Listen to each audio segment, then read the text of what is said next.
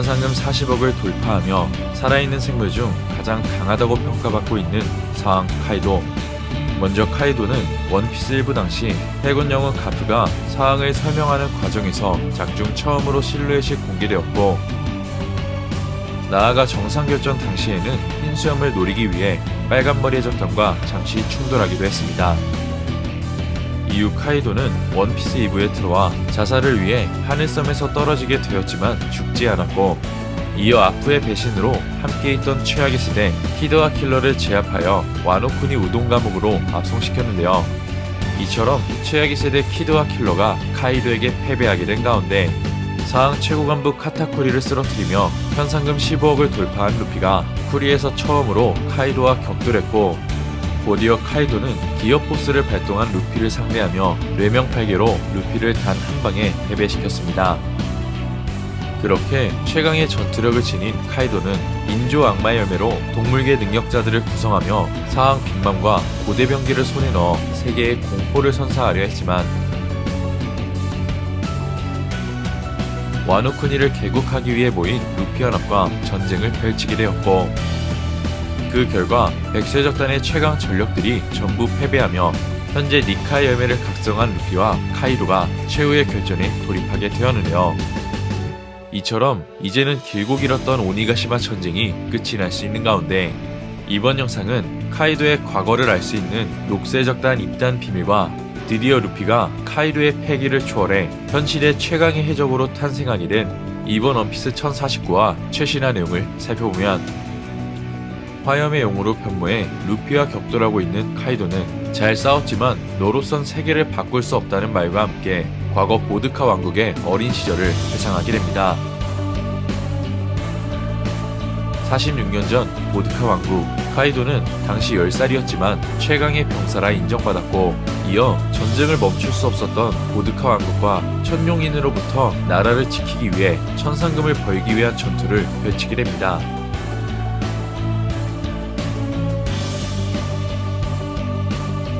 이처럼 천상금을 바치지 않으면 세계의 인권을 인정받을 수 없자 보드카 왕국의 국왕은 레벨리 참가권을 얻기 위해 해군과 거래하여 어린 카이도를 팔아넘기게 되고, 이후 카이도는 해군에게 붙잡히기를 반복하며 거물급 해적으로 성장하게 됩니다.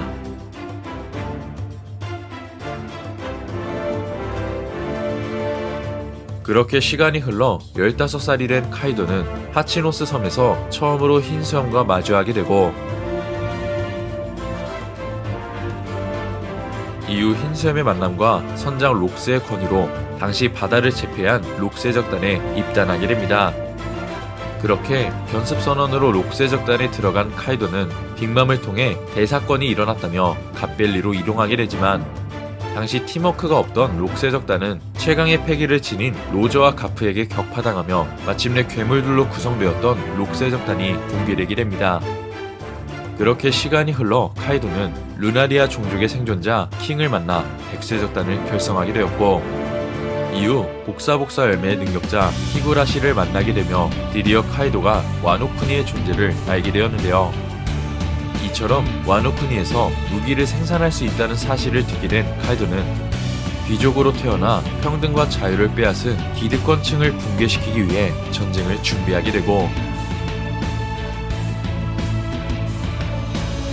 이어 야마토를 통해 조이보이의 이름을 듣게 된 카이도는 다시 한번 킹에게 네가 기다리던 남자 조이보이가 누구를 뜻하는지 알 것 같다고 말하며 오뎅이 바라던 개국이 조이보이를 맞이하기 위함이었다고 생각하게 됩니다.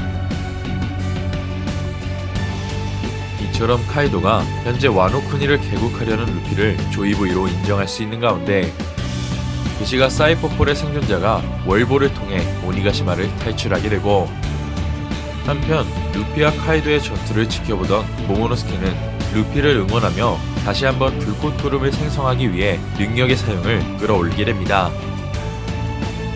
그 시각 코체로시는 여전히 불축제를, 그리고 불타고 있는 오니가시마 내부에선 루피와 카이도의 격돌로 진동이 멈추지 않자 그 순간 징베와 라이조의 합동기술로 만들어낸 거대한 물이 불타 죽을 수도 있었던 루피 연합을 지켜내게 됩니다.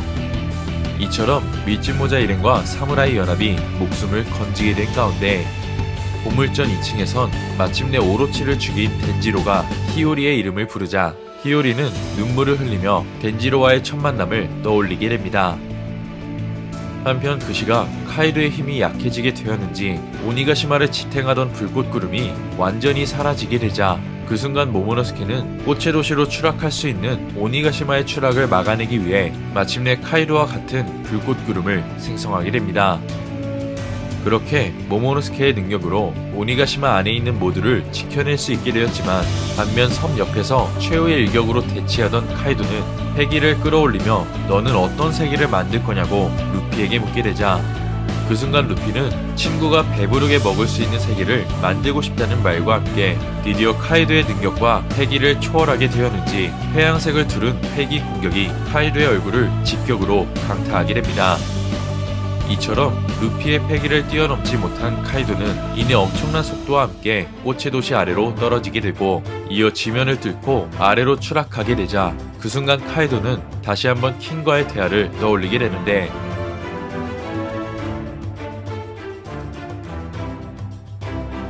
그렇게 카이도가 루피의 공격으로부터 의식을 잃게 되는 순간 조이보이는 자신을 쓰러뜨릴 남자라고 말했던 과거를 회상하게 되고 이어 카이도의 말을 듣게 된 킹은 그럼 그 남자는 나타나지 않겠군요 라는 말과 함께 오니가시마를 무사히 안착시킨 모모노스케와 기어 피프스의 발동 변신이 풀린 루피의 마지막 모습으로 이번 원피스 1049화가 끝이 나게 됩니다.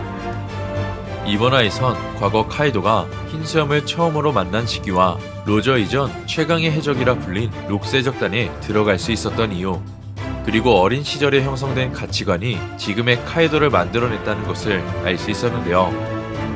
또한 로저와 가프가 참전한 갓벨리 전투에선 최강의 해적들로 구성된 록세적단이었지만 당시 팀워크가 없었기 때문에 각계 격파 형식으로 선장 록스가 패배하며 록세적단이 괴멸당할 수밖에 없었던 이유를 알 수 있었고 나아가 카이도는 갓벨리에서 자신을 찾고 있는 빅맘을 통해 한수종 열매를 건네받은 그날의 진실도 완전히 밝혀지게 되었습니다.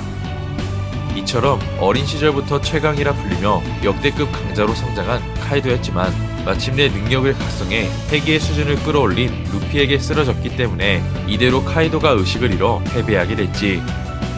그리고 카이도를 날려버린 루피는 카이도에게 조이보이라는 것을 인정받게 되며 드디어 새로운 바다의 황제이자 현상금 40억을 돌파할 수 있는 최강의 해적으로 등극하게 될지는 다음 원피스 1049화에서 확인할 수 있을 것 같습니다.